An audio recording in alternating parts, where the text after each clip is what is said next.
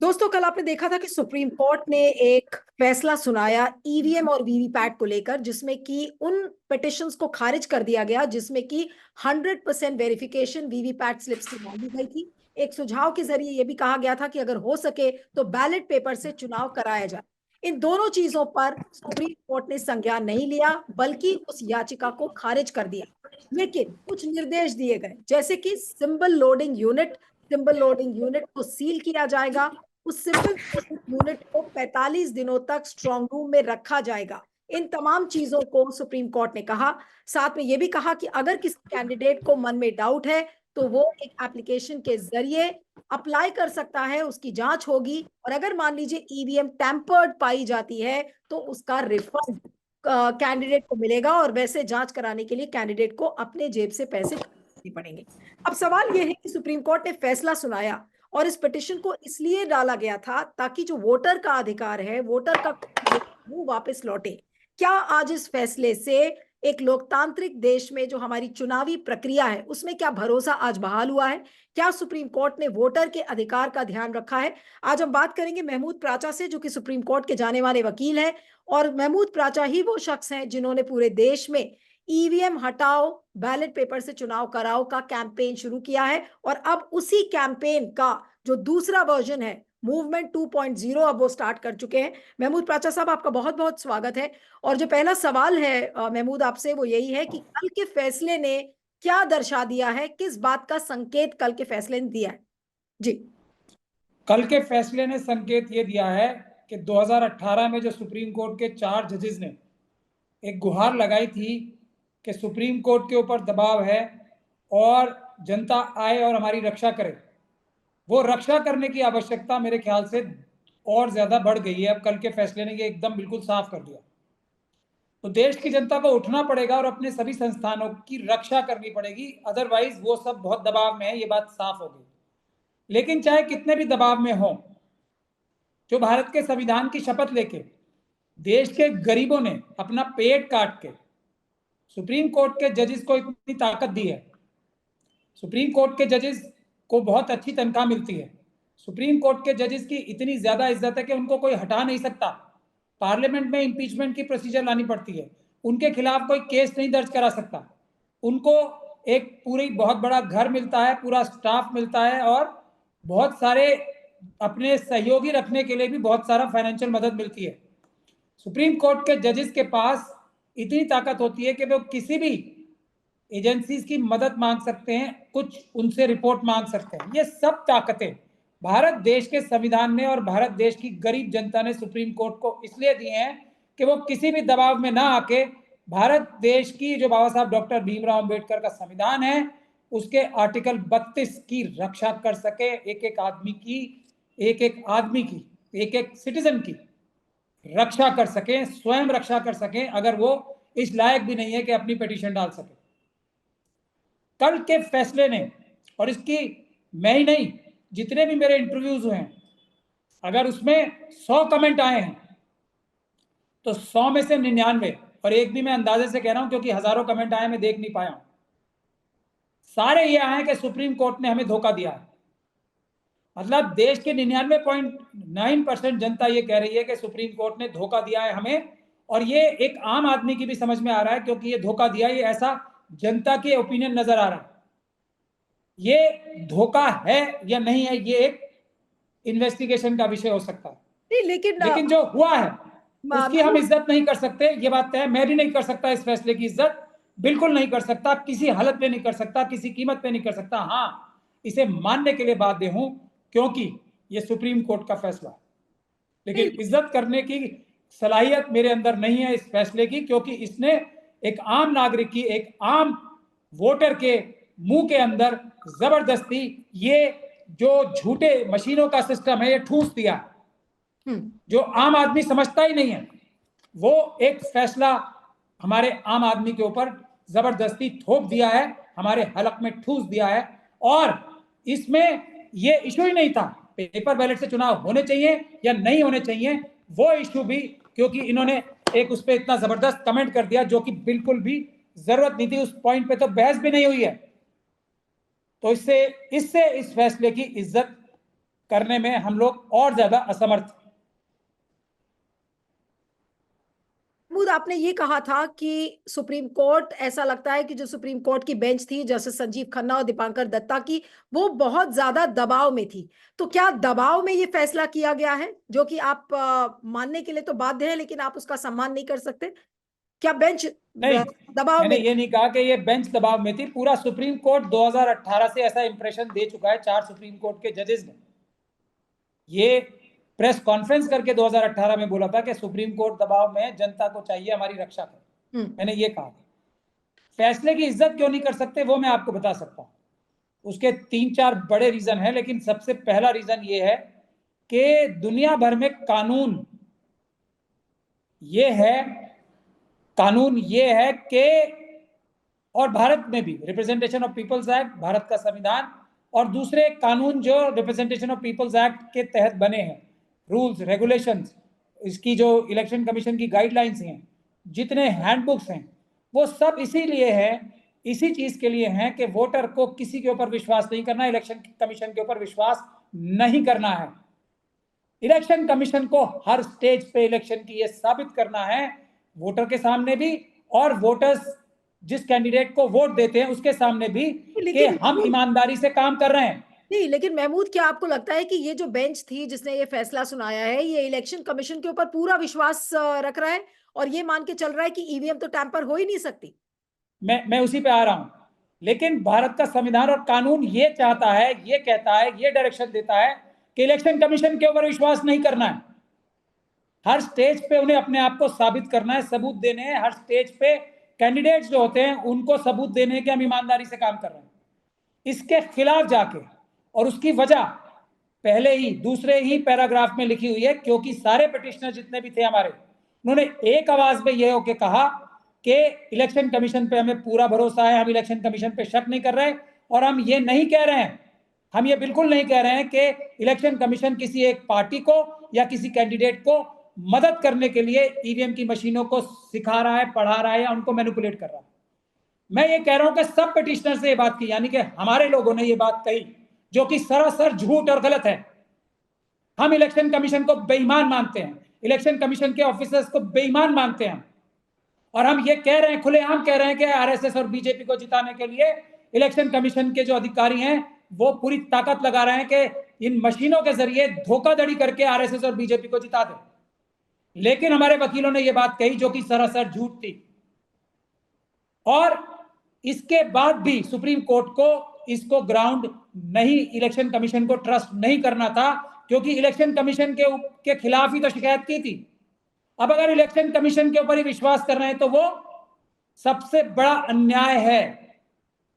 हमने शिकायत, फिर तो सुप्रीम कोर्ट को ताला लगा देना चाहिए। अगर हम इलेक्शन कमीशन के खिलाफ शिकायत ही सुप्रीम कोर्ट को नहीं कर सकते तो फिर सुप्रीम कोर्ट में पिटीशन किस बात की थी? अगर सुप्रीम कोर्ट, हम ये मानते हैं, हमारा ये मानना है कि सुप्रीम कोर्ट सुप्रीम है, वो पार्लियामेंट के खिलाफ भी फैसला दे सकती है। ये भारत का संविधान है। अगर कोई कानून पार्लियामेंट बनाता है तो उसको भी अल्ट्रा वायरस यानी कि संविधान के खिलाफ डिक्लेयर कर सकती है, जैसे अभी चुनावी बॉन्ड के कानून को किया। तो इलेक्शन कमीशन एक बॉडी है, भले ही संवैधानिक बॉडी है लेकिन उसके खिलाफ शिकायत सुप्रीम कोर्ट में हो सकती है, और हम लोगों ने की। तो सुप्रीम कोर्ट ये कैसे कर सकता है कि जिसके खिलाफ शिकायत है उसके ऊपर हम भरोसा करते हैं? नहीं, लेकिन कल तो जस्टिस दीपांकर दत्ता ने ये कहा कि भाई, we can not blindly distrust the system. उन्होंने तो सारी चीजें सिस्टम पे डाल दी कि आप, और उन्होंने ये भी कहा कि कुछ एक वेस्टेड इंटरेस्ट ग्रुप है जो कि भारत के प्रोग्रेस को खत्म करना चाह रहा है। ये तक उन्होंने उस बयान में अपने कहा। नहीं, वो उनका अपना ओपिनियन है, उसके लिए तथ्य क्या दिए, ये महत्वपूर्ण बात यह है, किस किस सबूत और गवाही के बुनियाद पे सुप्रीम कोर्ट के माननीय जज ने ये अपना फैसला सुनाया, वो नहीं बताया। यही सबसे बड़ा दुर्भाग्य है, इसी वजह से हम इस जजमेंट की इज्जत नहीं कर पा रहे हैं। मानने के लिए बाध्य हैं, पर इज्जत करने के लिए हम बहुत कोशिश भी कर रहे हैं, तब भी नहीं कर पाएंगे। कि एक तरफ तो इलेक्शन कमीशन पे भरोसा हम आंखें बंद करके नहीं कर सकते। किसने कहा था आंखें बंद करके करो? किसने कहा था? देश की जनता ने तो ये नहीं कहा था कि आंखें बंद करके भरोसा करो।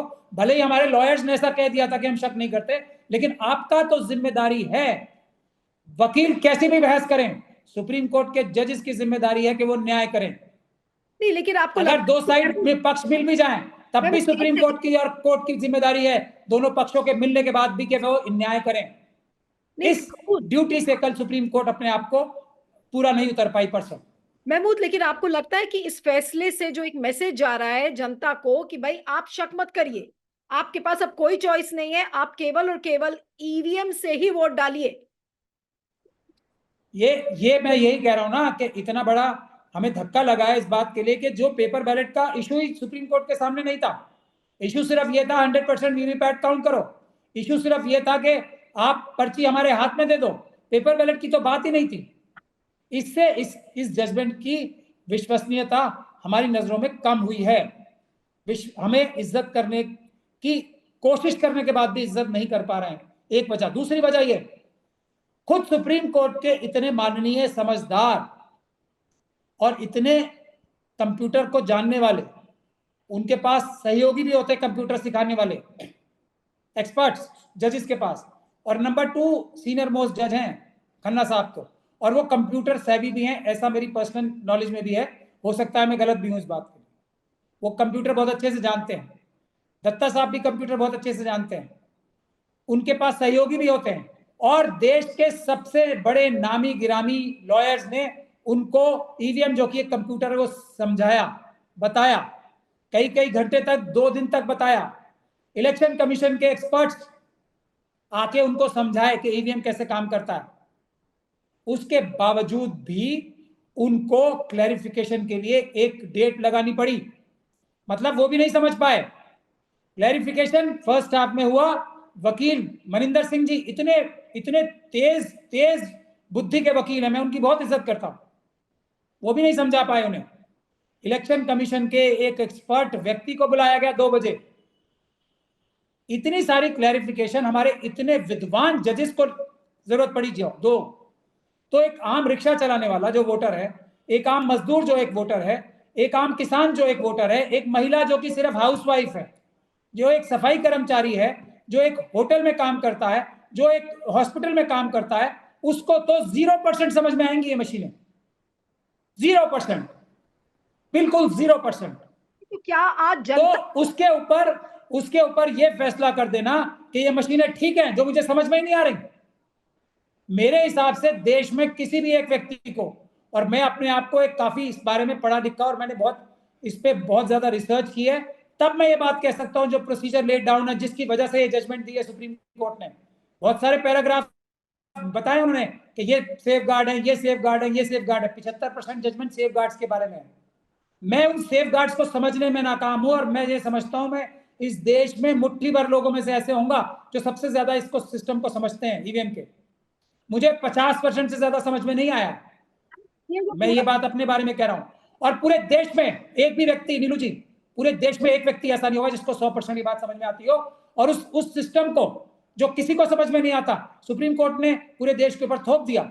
ये है जिसकी वजह से हम इस जजमेंट की इज्जत नहीं कर सकते।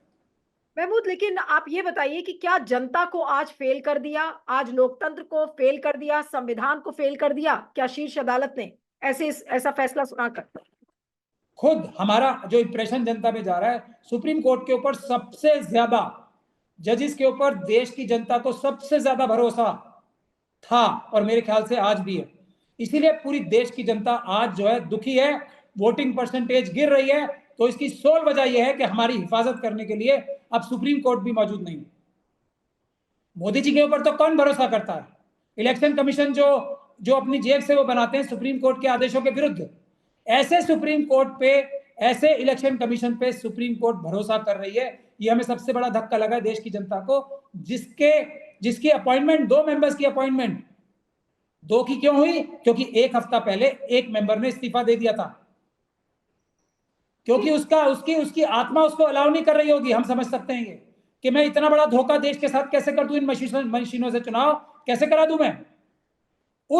उसके बाद 2 जो मेंबर बनाए गए चुनाव के डिक्लेयर होने से 2-3 दिन पहले, 3 दिन 4 दिन पहले, वो सुप्रीम कोर्ट की गाइडलाइंस जो डायरेक्शंस थी उसके खिलाफ जाकर एक नया कानून बना के उस प्रोसीजर से किए जिसमें अमित शाह जी और मोदी जी ने खड़गे जी के एक वोट को रख के 2 आदमी अपनी पसंद के बना दिए। उस सुप्रीम कोर्ट पर, उस इलेक्शन कमीशन पे, उस पर सुप्रीम कोर्ट भरोसा कर रही है। ये कह रही है कि हम उनको अविश्वास कैसे कर दें आंख बंद करके। ये तो आंख बंद करके ही भी अविश्वास किया जा सकता था, तो क्योंकि मोदी जी और अमित शाह जी ने बनाया उनको, ये 2 मेंबर्स को, और 2 मेंबर 3 के उसी तरीके से मेजोरिटी के होते हैं जैसे खड़गे जी, मोदी जी और अमित शाह जी। वैसे ही 3 मेंबर्स, अगर पहले वाले को हम ईमानदार भी मान लें तब भी 2 वोट वर्सेस 1 वोट हो गया। तो इस बात को भी सुप्रीम कोर्ट ने यह फैसला कर दिया कि हम आंखें बंद करके कैसे उस पर भरोसा ना करें। तो आंखें बंद करने की जरूरत नहीं थी, बंद आंखों से भी नजर आ जाएगा कि 2 व्यक्ति तो सुप्रीम कोर्ट की डायरेक्शंस के खिलाफ जाकर अभी अमित शाह जी और मोदी जी ने बनाया। लेकिन कैसे विश्वास कर रहे हैं आंखें बंद करके, ये दुख की बात। अब तो फैसला आ गया है। आपने रामपुर से अभी चुनाव भी लड़ा था बतौर इंडिपेंडेंट। आपने कई बार इस चीज को बोला कि आपके पास ऐसे सबूत अब इकट्ठा हो गए हैं ताकि उन सारे उन सबूतों से ये पता चलेगा कि ईवीएम में धांधलेबाजी हो सकती है। वो सारे सबूत आपके पास इकट्ठा है। तो क्या अब आप सुप्रीम कोर्ट में एक दूसरा पिटिशन दाखिल करेंगे? देखिए, मैंने ऐसा नहीं कहा सकता, बिल्कुल नहीं कहा है, कभी नहीं कहा है कि चुनाव में धांधली हो सकती है। मैंने बिल्कुल नहीं कहा। मैं ये कह रहा हूं मेरे पास ऐसे सबूत हैं कि जिससे यह साबित हो जाता है कि चुनाव आयोग के अधिकारियों ने बीजेपी के साथ मिलकर बीजेपी को जिताने की साजिश में शामिल हैं। मैं अंदाजा नहीं लगा रहा हूं। मैं ये बात साफ तौर पे कह रहा हूं कि मेरे पास ऐसे सबूत हैं जिससे चुनाव आयोग के अधिकारियों की संलिप्तता, उनकी अनदेखी नहीं, उनकी इग्नोरेंस नहीं, क्योंकि हमने बार बार चिट्ठियां लिखी कि ये आपका प्रावधान वायलेट हो रहा है। जो सुप्रीम कोर्ट ने जो 70% जजमेंट लिखी है ना अपनी, यही चीज हमें उन्होंने पॉइंट आउट की कि आपका ये प्रावधान वायलेट कर रहे हैं, आप ये कर रहे हैं, ऐसा मत कीजिए, ऐसा मत कीजिए, ऐसा मत कीजिए। सुप्रीम कोर्ट ने जो वजह बताई है ना अपने जजमेंट, उन सारे प्रावधानों की धज्जियां उड़ाई, बावजूद इसके कि हम रिक्वेस्ट करते रहे कि आप ऐसा कानून मत तोड़िए, और आरएसएस और बीजेपी की मदद की। ये सबूत लेकर अब हम सुप्रीम कोर्ट में भी और दूसरी अदालतों में जाएंगे। लेकिन मेरा ये मानना है कि कोई भी इतना जो जो बड़ा फैसला होना है, और 2018 के 4 जजेस की बातें मेरे कानों में गूंजती रहती हैं और जनता के कानों में भी गूंज रही हैं, और उसके उसके उन 4 जजेस की प्रेस कॉन्फ्रेंस से मैं निष्कर्ष पे पहुंचा हूं, और मैंने कहना शुरू कर दिया है कि किसी भी इस तरह के बड़े फैसले को, जो कि देश बचाने का हो, जो संविधान बचाने का हो, लोकतंत्र बचाने का हो, सिर्फ 20% उसका जो निवारण होगा या उसका उसका जो उसमें जीता जाएगा, वो 20% अदालतों से, 80% जनता को सड़कों पे आके पीसफुल प्रोटेस्ट करके अपने जो जो जितनी हमारी जो ये संस्थाएं हैं उनकी रक्षा करके, ताकि वो बिना डर के फैसले कर सके। उस संस्थानों की रक्षा करने के लिए हमें पब्लिक को आगे आना पड़ेगा। 80% फायदा होगा, 80% जो हमारा जो इससे हमें बेनिफिट मिलेगा या हम जीतेंगे वो सड़कों पे पीसफुल प्रोटेस्ट करके, और 20% हम लोग कोर्ट में अदालतों में केस डाल के। और ये संस्थान पॉलिटिकल पार्टीज भी हैं, हमें पॉलिटिकल पार्टीज को भी की भी रक्षा करने, जो अपोजिशन की पॉलिटिकल पार्टीज हैं, सड़कों पे आना पड़ेगा। वरना पॉलिटिकल पार्टीज के बड़े बड़े नेताओं को जबरदस्ती झूठे सच्चे मुकदमे बना के जेलों में ठूसना, इलेक्शन से पहले उनकी पार्टियां तोड़ना धड़ा धमका के, इसके लिए हमें पॉलिटिकल पार्टीज की भी रक्षा करने के लिए सड़कों पे आना पड़ेगा। नहीं, लेकिन महमूद, जो आपने कहा कि आपके पास सबूत हैं कि ईसी और बीजेपी के साथ संलिप्तता में इस तरीके की एक आपके पास सबूत है कि ईसी के लोग और बीजेपी के लोग मिले हुए हैं और इस तरह से चुनावी प्रक्रिया में विघ्न डाल रहे हैं। क्या आपके पास ये भी सबूत है कि ईवीएम्स को टैंपर भी करने की कोशिश की जा रही है, ईसी और बीजेपी साथ मिलकर कर रहे हैं? कोशिश का नहीं है मेरे पास सबूत। मेरे पास सबूत है रंगे हाथों करते हुए, जो हमने वीडियो बनाई है, टेम्पर करते हुए की वीडियो बनाई है। ओके। कोशिश नहीं, करते हुए। अब आप क्या करेंगे? सील बगैर सील लगे हुए ईवीएम की मशीन क्या है? अगर उसके पास कोई इलेक्ट्रॉनिक गैजेट जा सकता है, जो कि मना है, जो कि बिल्कुल मना है, तो वो क्या है? अगर उसको खोल के उसकी सील तोड़ के उसके साथ छेड़खानी की जा रही है खुले में बैठ के हजारों लोगों द्वारा, तो वो क्या है? और ये बात इलेक्शन कमीशन के जो सेंट्रल ऑब्जर्वर हैं उनके सामने हो रही है और वो कुछ नहीं कर रहे हैं हमारी चिट्ठी लिखने के बाद। तो क्या अब भी आरएसएस और बीजेपी की संलिप्तता नहीं है इलेक्शन कमीशन के ऑफिशियल्स के साथ? तो कब होगी? बाकी सब तो कह रहे हैं ना ईवीएम से चुनाव ना कराओ, सिर्फ आरएसएस और बीजेपी तो कह रही है ईवीएम से चुनाव कराओ, और कौन कह रहा है चुनाव कराने? लेकिन अब आपका अगला कदम क्या है? अगला कदम है, हमने एक सिग्नेचर कैंपेन शुरू कर दिया है और वो सिग्नेचर कैंपेन यही कहता है कि जो चीज सुप्रीम कोर्ट के जजेस की समझ में नहीं आ रही, बड़े बड़े टेक्निकल एक्सपर्ट जो हैं जिनको जनता ने देखा है, वो जब इलेक्शन होता है तो वो मशीनें ठीक ही नहीं कर पा रहे होते, मशीनें बार बार खराब होती हैं, ये तो हर इलेक्शन में देखती है ना जनता। उनको अपना वोट छू ही नहीं पाते, पहले जैसे पेपर बैलेट पे छू पाते थे ना अपना वोट, दे पाते थे और छू पाते थे और देख पाते थे आंखों से। अब वो वोट नहीं देख पाते, वोट की छवि देख पाते हैं। अब वो छवि उनके वोट की है या कुछ और छवि, धोखाधड़ी वाली छवि है, हमें विश्वास नहीं है। जिस चीज को जजेस नहीं समझ पा रहे, हमें समझ में नहीं आती है।